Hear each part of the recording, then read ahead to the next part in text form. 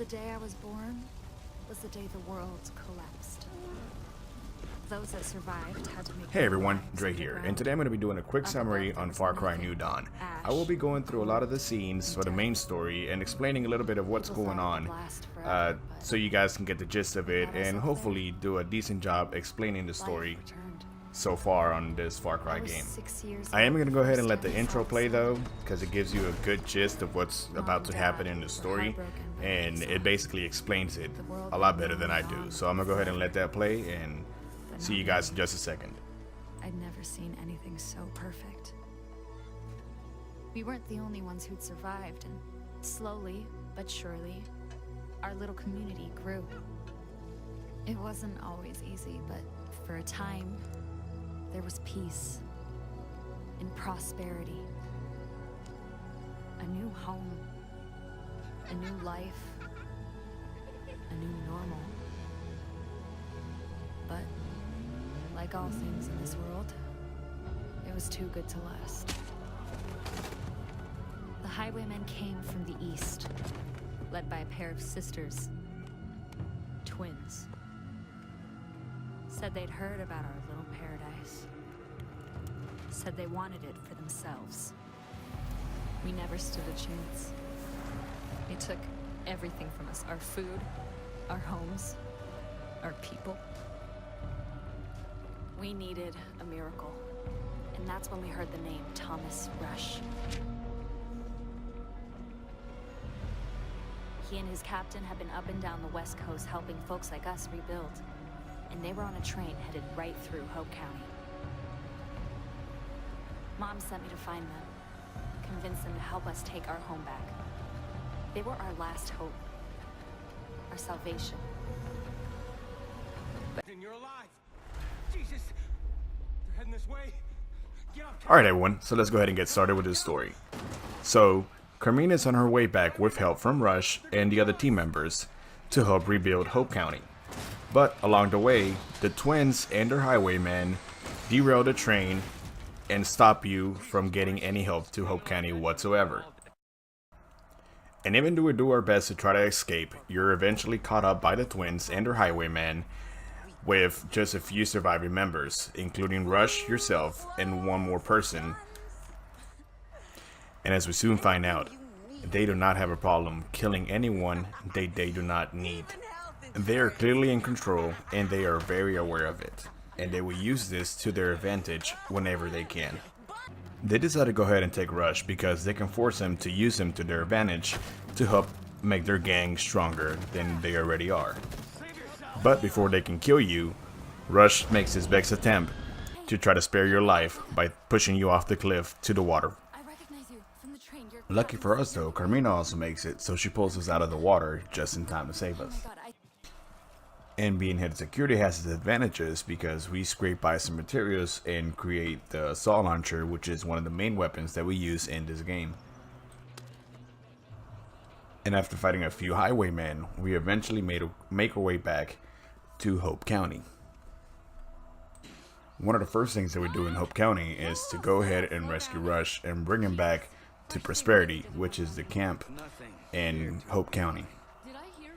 And with his help, things do start looking better for Prosperity, but of course that is short-lived, as the twins do hear about this and come and confront us about rescuing Rush and trying to have a better life. You inspire. Every settlement you build, we will take from you. And when you've got nothing, we'll come for you. Don't drop it. The twins do leave, but their threats are not in vain, as soon enough they will come to siege our camp. Luckily, the members of Prosperity are able to fight off the highwaymen and keep their camp safe. And even though we were victorious, this win does not come without a few casualties.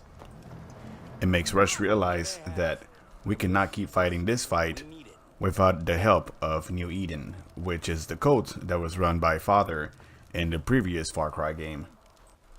If we go straight north to New Eden, we won't be allowed passage in because we are not accepted by them. So we actually have to go and find the Book of New Eden, which is located in an island that was part of Far Cry 5. And this island contains the bunker where Father and the protagonist from the previous game had to hide after all the bombs went off. When we come back with the Book of New Eden, we are going to be granted passage in, and the guy that actually lets us in is the protagonist from Far Cry 5 after Father convinced him to join New Eden. And soon enough we meet Ethan, which is actually Joseph's son, and he doesn't really care much about his father after he left to find himself. He just wants you to prove that he is dead. In order to do this, you will have to light the torch in order to find passage to the north where Father went to find himself. Once the torch is lit, New Eden believes that you are the chosen one and actually encourage you to travel up north to find Father. And though Ethan is a bit hesitant at first to let you travel up north, he is ultimately convinced by New Eden to let you travel and find Father. But he reminds you that what he really wants you to do is find proof that Father has passed away so he can lead New Eden as a new leader. And so we make our way up the river, covered in bliss, lighting up torches in order to find the location where Father was. But to our surprise, Father is very much alive, and he's been up here thinking about the decisions that he made in the past, and you can tell that he is not very happy on how everything has played out to this point. He does believe you are the chosen one, and wants you to partake in taking this fruit, which will grant you amazing powers, but your soul has to be pure. After taking a bite of this fruit, you will have to fight for yourself and prove that you are worthy of the powers that this amazing fruit will grant you. As soon as you prove yourself, Father has no problem coming back to New Eden and return to being their leader. And Ethan is not very happy about Father coming back, as he wanted to be the new leader. And so now, with the support of New Eden and with the new powers that we acquired, we go back to our camp, just to find out the Rush has gone missing now. Soon enough though, the twins will contact you and let you know that they have Rush, and they will make you go through a series of obstacles in order for you to save him. As soon as you finish all their obstacles, they will force you to leave your weapons behind and handcuff yourself to the ceiling as they discuss the future of what's going to happen with you and Rush. But it's very clear what they're planning to do, and soon enough, Rush is dead. But before they can do anything to us, our newfound powers kick in.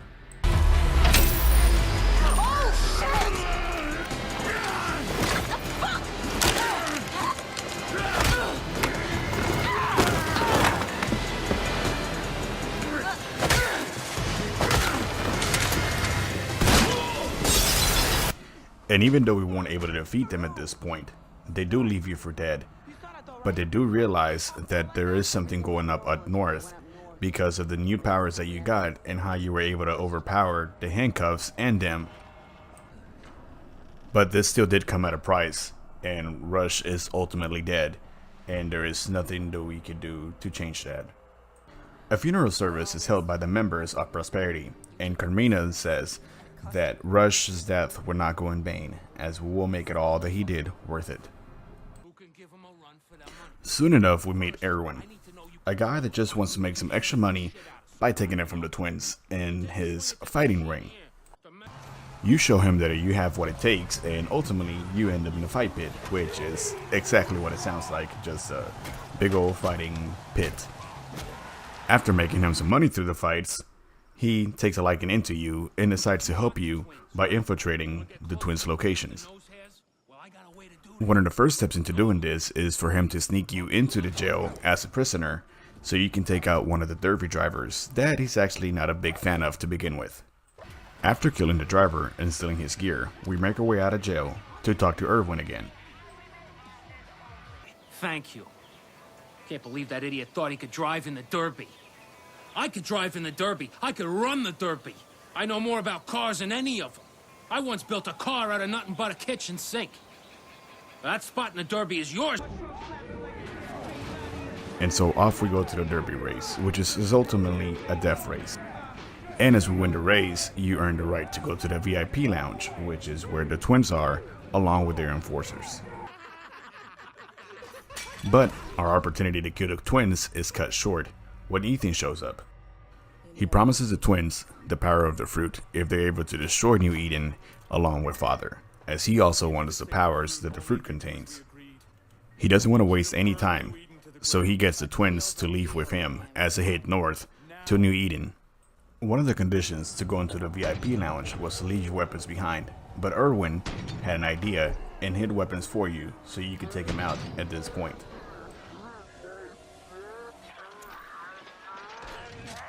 As we leave the derby race and head to New Eden, you will be confronted by the twins, which they already destroyed New Eden.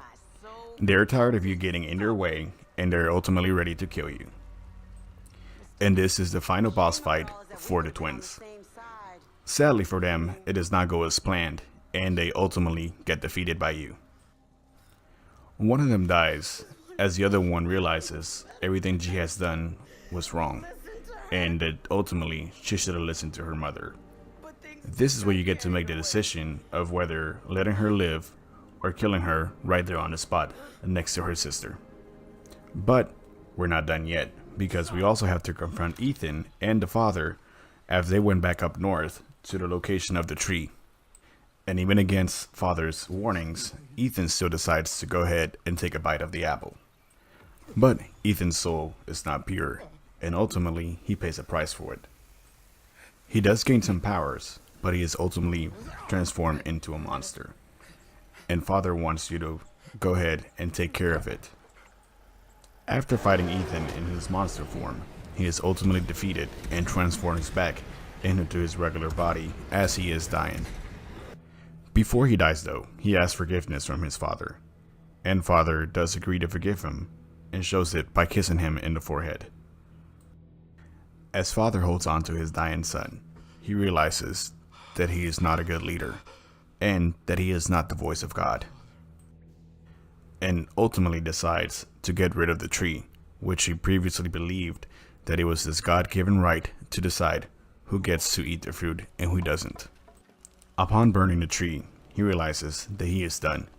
He wants no more part of the cult. He sees himself as a cancer to society and gives you the ultimate decision: to shoot him and end his life. Whether you decide to kill him or spare him, he will no longer be the leader, and he will go away. And so, we took care of the twins and took care of Father. And as we celebrate our victory, Carmina and the protagonist will enjoy a cold beer, remembering Rush. And so everyone, this is the end of Far Cry New Dawn. Thank you for sticking around. I personally think the game could have been a lot longer. The story seemed pretty short overall, but still a great game with a good story. Again, just short. But anyhow guys, thank you so much for sticking around. This is the first time that I've done this type of video. I know there were maybe a few mistakes here and there. I am still trying to get a little bit better at it. But again, thank you so much. It means a lot to me. Please feel free to hit like and subscribe, and I'll see you guys next time. This is Dre, and thank you so much for watching.